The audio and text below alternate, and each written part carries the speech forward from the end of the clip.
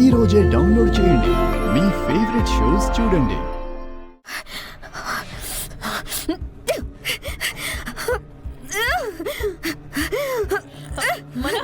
మనోహరి ఆగు ఆగు, ఏం చేస్తున్నావు? 6 నెలల నుంచి ఏం చేయలేక చేతకందర్లాగా చేతులు కట్టుకొని కూర్చున్నాను. అందుకని నీ మీద నువ్వే కోపం తెచ్చుకుంటావా? తన కోపమే తన శత్రువు. తన శాంతమే తనకు రక్ష, దయ చుట్టంబు, తన సంతోషమే స్వర్గము, తన దుఃఖమే నరకము, తద్యము సుమతి. ఈ పద్యము నాకు కూడా తెలుసు చంబా, చిన్నప్పుడు చదువుకున్నా. మరి అంతా తెలిసి కూడా ఎందుకు నీకు నువ్వే శిక్ష వేసుకుంటున్నావు? ఎంత తెలిసినా ఏం చేసినా నేను గెలవలేకపోతున్నాను కాబట్టి.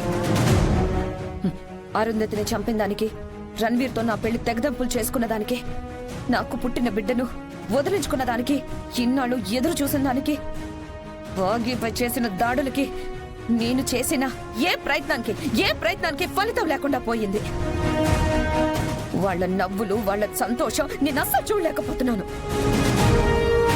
చంపాలన్నంత కోపం, చచ్చిపోవాలన్నంత నిరాశ ఒకేసారి వస్తున్నాయి.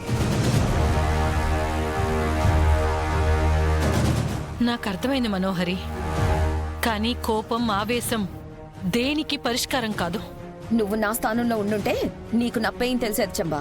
ఇప్పుడు ఆ స్థానంలో నువ్వు మాత్రమే లేవు మనోహరి, నేను, రణవీర్ కూడా ఉన్నాం. నా స్థానంలో మీరుండడం ఏంటి? మీకేంటి నొప్పి? నొప్పి కాదు, ప్రమాదం. ఎవరితో ప్రమాదం? పుట్టబోయే బిడ్డతో.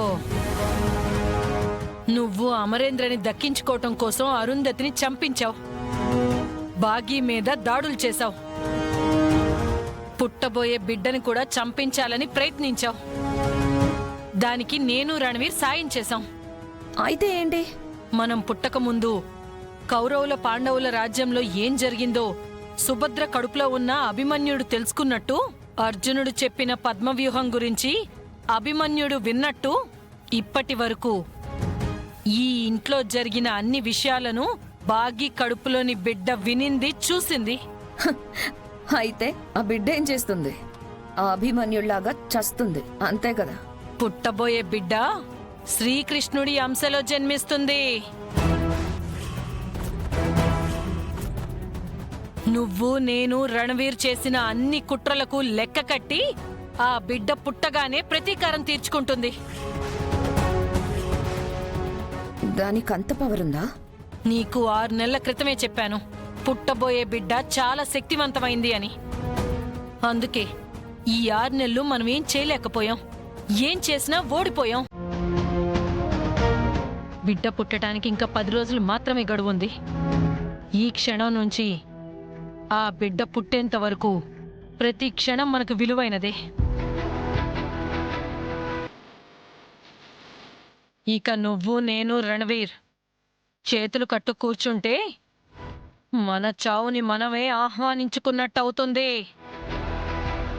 ఆ బిడ్డ పుట్టకముందే ఏదో ఒక రకంగా దాన్ని అంతం చెయ్యాలి. ఇన్నాళ్ళు ఎన్నో చేశాం, ఈ 10 రోజుల్లో ఇంకేం చేస్తాం? చెయ్యాలి మనోహరే. రణవీర్తో చెప్పి గట్టిగా ప్రయత్నించాలి, లేదంటే పుట్టబోయే బిడ్డ చేతుల్లో మనం చావును చూస్తాం. అది మన పాలిట మృత్యు రూపంలో నా కళ్ళకు కనిపిస్తోంది.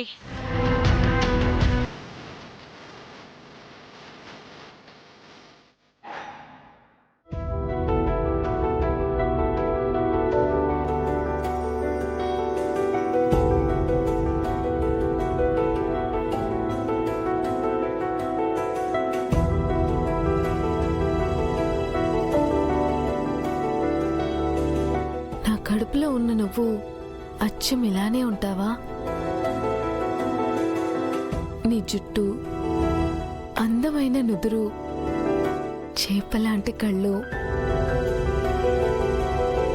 బుజ్జి పెదాలు, చిన్ని గడ్డం, ముద్దొచ్చే బుగ్గలు, అచ్చుగుద్దినట్టు అంతా ఇలానే ఉంటావా?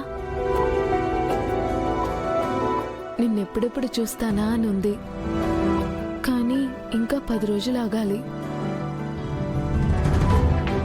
మనం ఒకరికొకరం ఎదురైపోయే క్షణం ఎంత అద్భుతంగా ఉంటుందో కదా.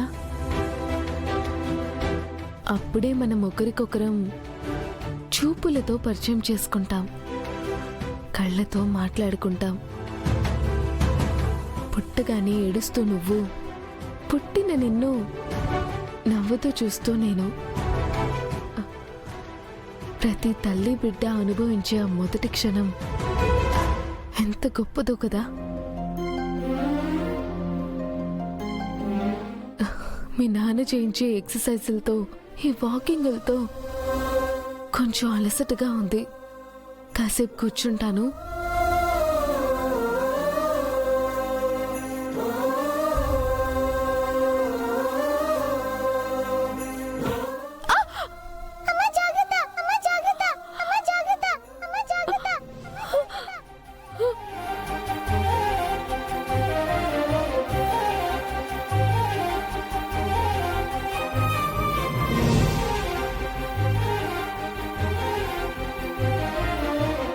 ఇప్పుడు నన్ను పిలిచిందెవరు?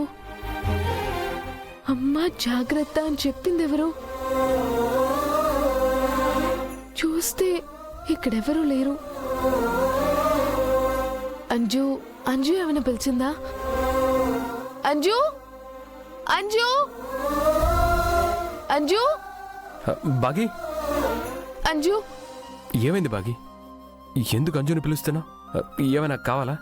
అది కాదండి, అంజు నన్ను పిలిచినట్టు అనిపించింది. అంజు పైన స్కూల్కి రెడీ అవుతుంది, నిన్నెలా పిలుస్తుంది? లేదండి, ఇందాక నేను బెడ్ మీద కూర్చోబోతూ కాస్త స్లిప్ అయ్యాను. వెంటనే అమ్మా జాగ్రత్త అని వాయిస్ వినిపించింది.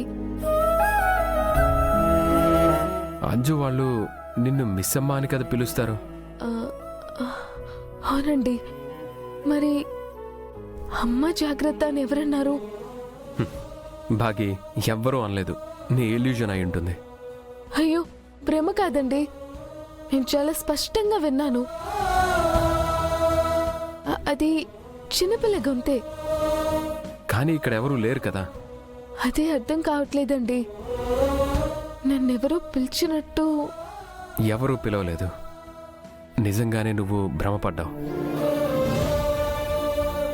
ఏమండి, ఏంటి? నాకు నిజంగానే ఆ పిలుపు వినిపించిందండి. నేను అబద్ధం చెప్పట్లేదు. ఓకే బాగి, నాకు కిచెన్లో పనుంది, పిల్లలకి లంచ్ బాక్స్ రెడీ చేయాలి. ఏమండి, ఒక్క నిమిషం ఆగండి. మీరు నన్ను నమ్మట్లేదు కదా. ఇదిగోండి, ఈ పాప ఫోటోను చూస్తూ మీరు చెప్పినట్టు వాకింగ్ చేస్తూ అలాగే అటువైపు వెళ్ళాను. ఇదిగో ఇలా తట్టుకొని ఇలా పడిపోయాను.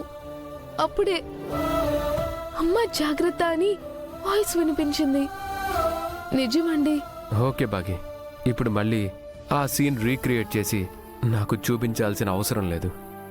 నిన్ను ఎవరో పిలిచారు, I trust you. Bagi, stove మీద పాలు పెట్టొచ్చాను, నేను వెళ్ళాలి. ఈ